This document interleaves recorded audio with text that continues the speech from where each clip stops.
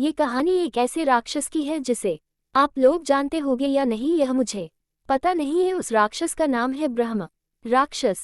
भूत प्रेतों में भी कई योनियां होती हैं, अनेक नाम होते हैं, जैसे कि भूत प्रेत पिशाच राक्षस डायन चुड़ैल आदि बहुत से नाम होते हैं।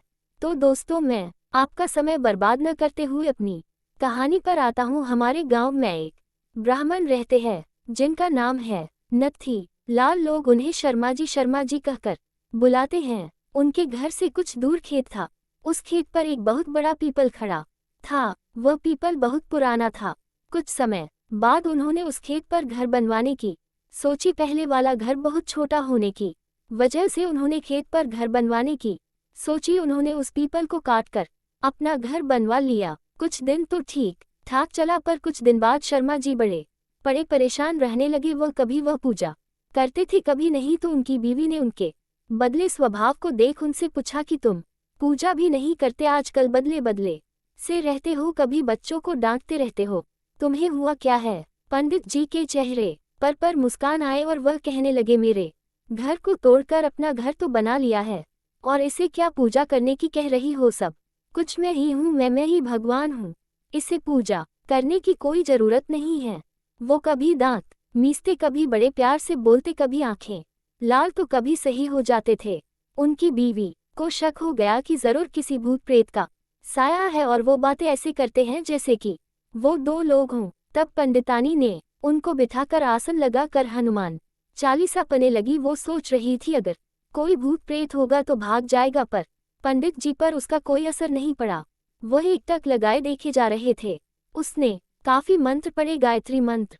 तभी पंडित जी की आंखें लाल हुई और कहने लगे, मैं किसी से नहीं डरने वाला, और तू क्या समझ रही है?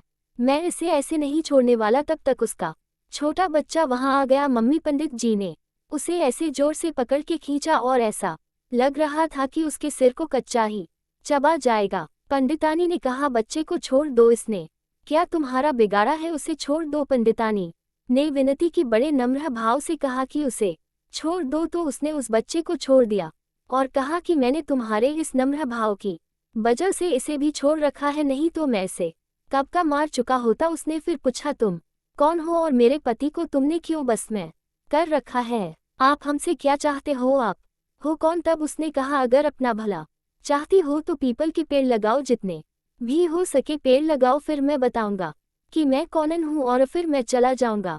तब पंडित जी की बीवी ने 101 पेड़ पीपल के लगाए। एक दिन उसकी पत्नी ने देखा कि आज पंडित जी सुबह उठकर पूजा पाठ करके आ चुके हैं।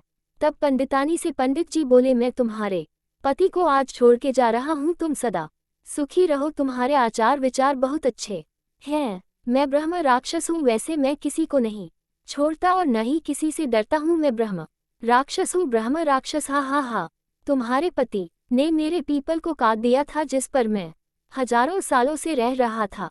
मुझे गुस्सा तो आया, पर मैं तुम्हारी अच्छाई के कारण मैंने इन्हें छोड़ दिया। जा रहा हूँ तुम्हारे पति को छोड़कर। तब पंडित जी अचानक सही हो गए। तब पंडित जी की बीवी की आंखों से आंसू निकल पड़े।